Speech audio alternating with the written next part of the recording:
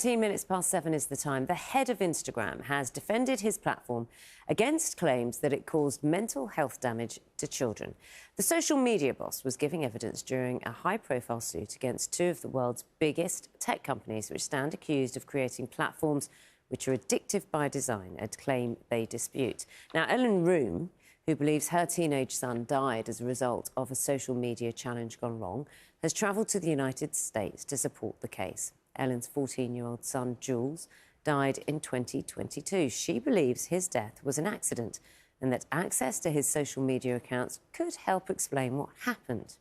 Now, since his death, Ellen's been campaigning for Jules Law, an amendment to the Crime and Policing Bill that would introduce automatic preservation of a child's social media data if they die.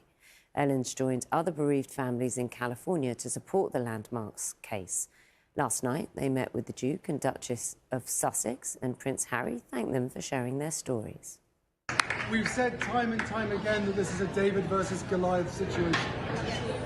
I've been in some similar situations myself, vastly different, but when you're sitting in court, and if you have that feeling of just overwhelming emotion because you can't believe that the people on the other side are saying what they're saying, that by the very nature of them defending what they're defending, the lies that they are stating, is devaluing life, is devaluing your children's lives. If that brings stuff up for you, it is totally normal. Do not feel ashamed, do not feel concerned, even if the judge, as I heard, turned around and asked you not to show emotion.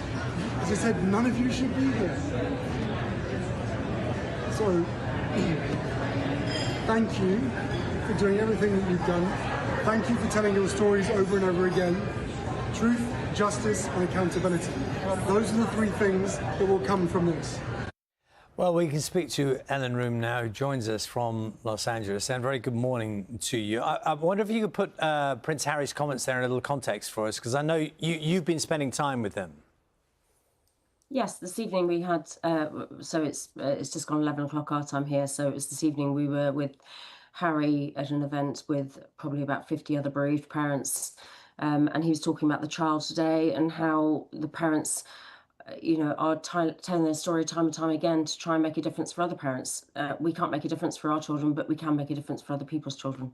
Yes, and the court case, as we mentioned a moment ago, this, I think most recently the head of Instagram, defending the platform in a courtroom. In itself, presumably you and those other people who followed this so closely because of the personal connection, that must be a very important moment. Yeah, they were only allowed 15 people into the courtroom, and we found out earlier today that apparently Instagram were paying for people to take the tickets to be at the courtroom first of all, so that they could take the places so that there weren't any bereaved parents.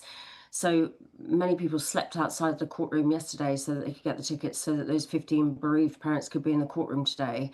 And I then met them outside of the courtroom at midday when they broke for lunch.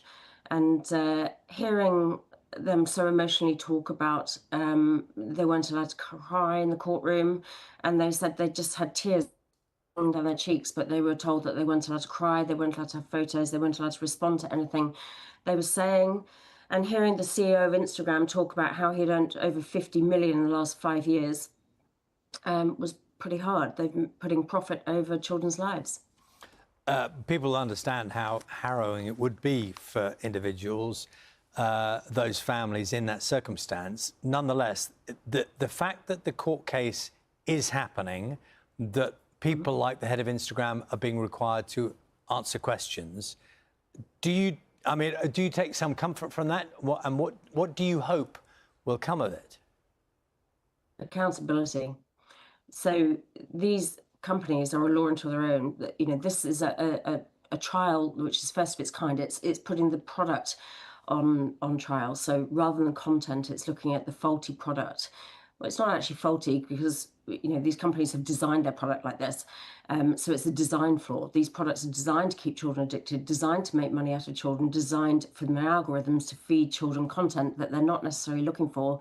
They're being fed it from the algorithms. And that's what's on trial right now. So it's massively important. Can you remind people, Ellen, since you started campaigning in relation to this issue, and I know Jules died in 2022, do you feel like you have made progress? What do you think has changed in, the 4 years since then? I think the whole world is waking up to it now. I mean, when I started with this, I was so surprised and people were so shocked that when I went to the social media companies and said, I want Jules's data, and they said, you have no legal right as a parent to see his data. And then the world has woken up, and right now the world is talking about the harms of social media. And it's a global problem, which is why I'm here to back the American parents. This is not just the UK, it's not the US, it's France, it's Germany, it's all of us. And we need to pull together and say this is a global problem, and these tech companies need to stop harming our children. And ultimately, you know, as in a room with 50, 60 other bereaved parents who have all lost children, if you heard the harrowing stories, which I wish I'd got the chance to speak to Adam, the CEO, if he'd come out the courtroom, but he didn't come out the front of the courtroom. He sat in the court today to say he's got 3 children of his own. It's a really difficult job bringing up 3 children. I'd really like to say to him, try having a dead child. That's pretty hard. And, you know, they don't care. And there's no escaping the reality of what you're saying there. And in the same breath, these companies have defended themselves to a degree, and they are now being required to answer questions about the wider reach. You and those who are there with you in Los Angeles have paid the worst possible price. You have lost your son. How does this correlate, do you think? There'll be lots of people listening to you now who completely understand what you've been through. How do you think it correlates with everyday experiences which have not led to the desperate situation that you and your family have been through? On a sort of daily basis, how do you think what is happening is affecting young people? I think the world's waking up. You know, I will openly admit that I was quite naive to the fact that back in, you know, 2020 in lockdown, when Jules had social media, I thought that social media platforms like Instagram and TikTok and all the rest were just silly dance moves. And I was naive to it. Now, we've been educated as parents with children now to say this is harmful. We have got children, which we all know are being fed harmful content. And absolutely, the world is waking up to say this is not acceptable.